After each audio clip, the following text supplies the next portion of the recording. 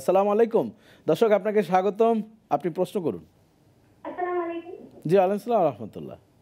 আমি তাসকিন আহমেদ শাকিন মুসলিমা দিনাজপুর থেকে বলছি। আচ্ছা, ধন্যবাদ। প্রশ্ন। জি, আমার প্রশ্ন হচ্ছে ফ্যাক্টরটা হচ্ছে কাদেরকে দেবে সবচেয়ে উত্তর। জি, আবার একটু প্রশ্নটা করতে, আমরা বুঝতে পারছি না কেন। জি। ফ্যাক্টরের টাকা ও সবচেয়ে কাদেরকে দেওয়া উত্তর। আচ্ছা আচ্ছা, ধন্যবাদ, আমাদের সাথেই থাকুন।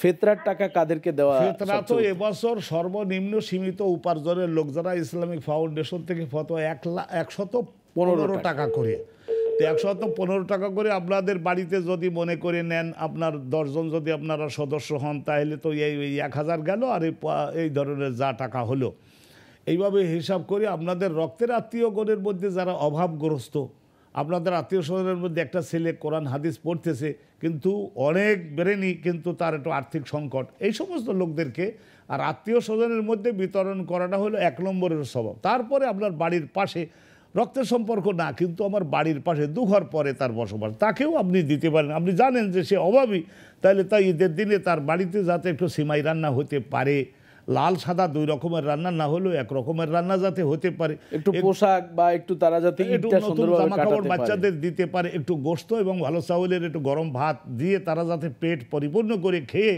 একটু কথা বুঝি বলেন সুন্দর ঈদের নামাজটা পড়ে এসে যাতে আনন্দের সঙ্গে পরিতৃপ্তির সঙ্গে আল্লাহকে ধন্যবাদ জানাতে পারে, এদের বাড়ি। এই জন্যই সদকাতুল ফিতরের আয়োজন আল্লাহ রাসূল আমাদেরকে করেছে। আর এদিকে আরেকটি হচ্ছে রমজানের ত্রুটি বিচ্ছুতিগুলো আমাদের মাফ হয়ে যাবে, ওদিকে আল্লাহর মেহমানরা উপকৃত হবে, সুবহানাল্লাহ। তাদের মুখে হাসি ফুটবে, এটি কিন্তু আল্লাহ তাআলা চাচ্ছেন। ধন্যবাদ আপনাকে।